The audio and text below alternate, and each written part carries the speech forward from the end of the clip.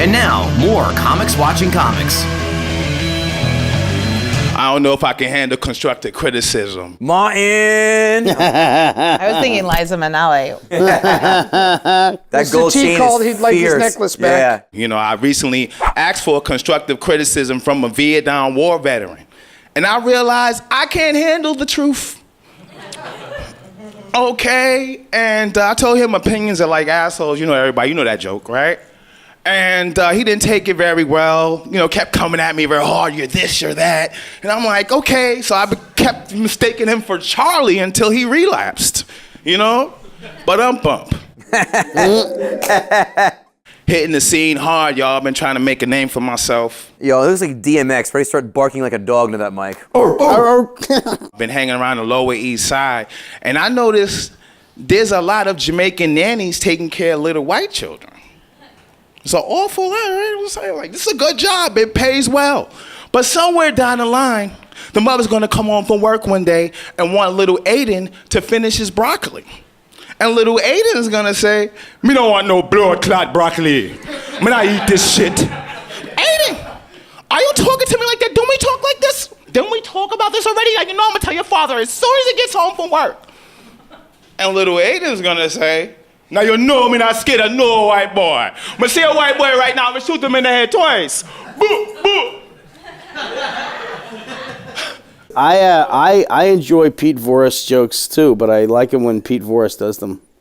I mean, that's literally, I don't know whether he knows him or not, but there's a New York/LA comic who does that exact bit about the Jamaican nannies with the Park Slope white kids, and it's almost verbatim, so...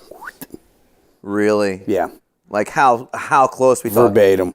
No shit. Yeah, dude. That's disheartening to hear. I'm telling you, you see a lot when you go around. I'm telling you, I was driving uptown with my wife, and a cop car was behind me, and I'm swerving, and he's not even trying to pull me over. And my girl was like, why are you swerving? I said, because this cop car looks so intimidating. He got lasers coming out the side, M16s on the side, all these shooting sirens and stuff. I was like, damn, is this a Decepticon? I thought he was going to transform on me, like,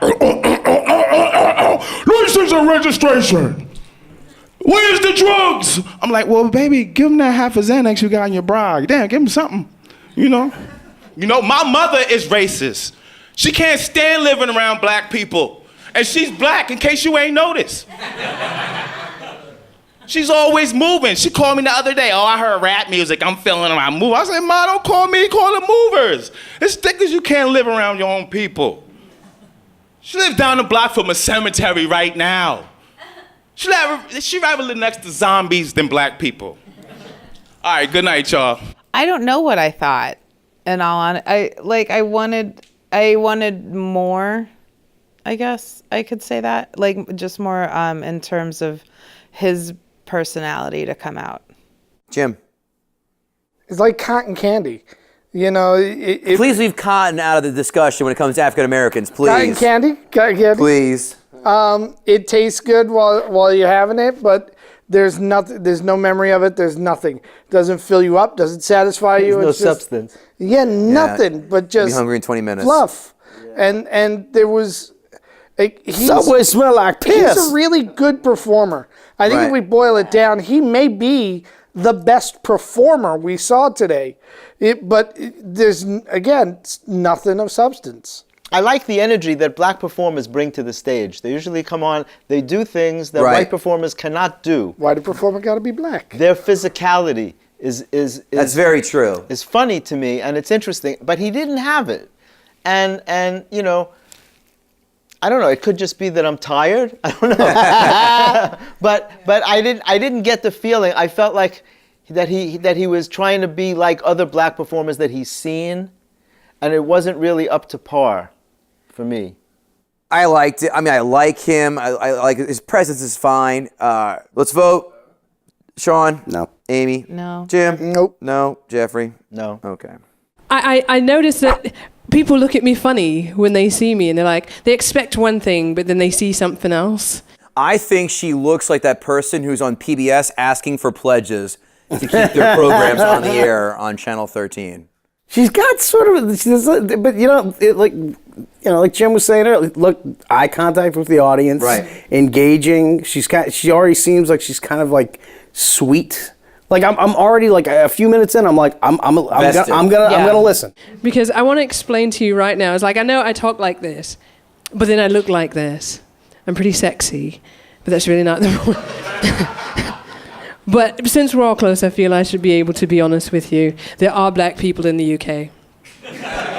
Truly, there are, and we all love each other. We start off at what we'd call where I'm at. You're beginner kit black, and then we sort of move up to like a khaki, and then like a tan, and then, like your cast iron skillet black. I think that's where it stops right there. But I'm not really British. I'm not from the UK. I've never. No, I do a mean ass accent though, but I'm not. But I'm still trying to process the death of Michael Jackson.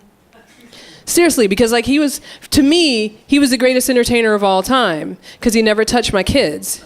And he would also say other shit like mama say mama sa mama kusa, mama say mama sa mama kusa. I was like, dude, that's dope. He speaks African. And I wanted to know what he said, right? So I asked my friend, I was like, dude, what does mama say mama sa mama kusa mean? He was like, I will ask. And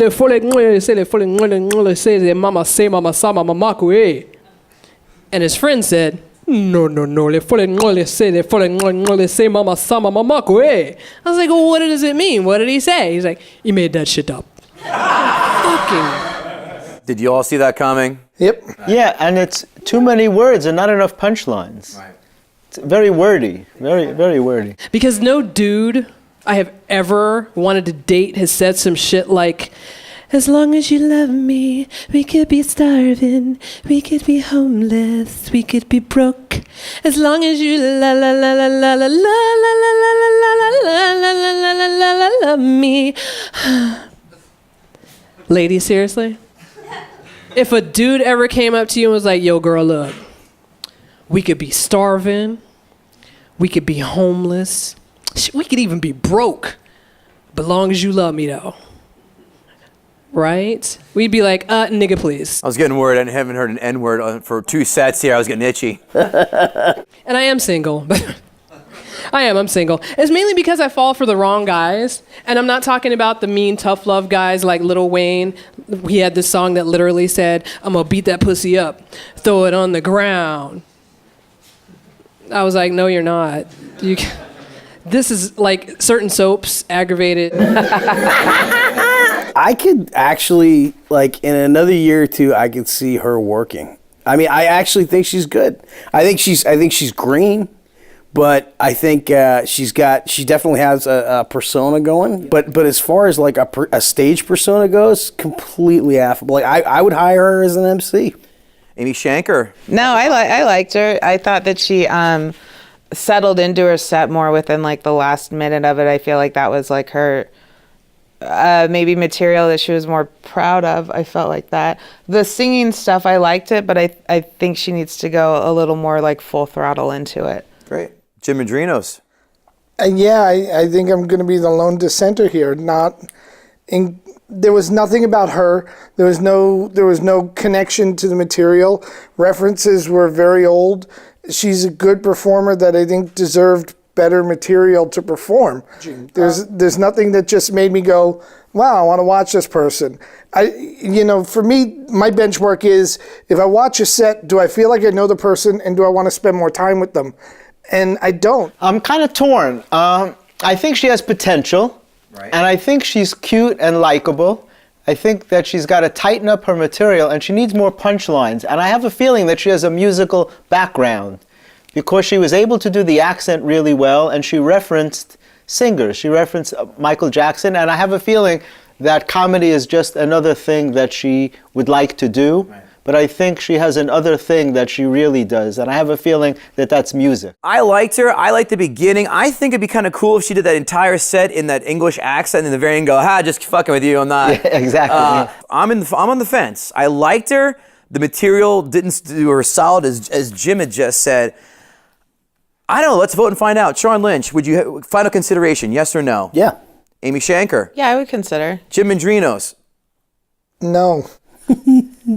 I am going to say no, but I think another year she's ready. Jeffrey Gurian, we will allow you to be the tiebreaker. Does Ann Walker have what it takes to get to final consideration? With so many people performing, I would say no, she has to wait. Okay, Ann, you're almost there. She's close, but she has to wait. Indeed. We're going to get the lowdown from Amy Shanker.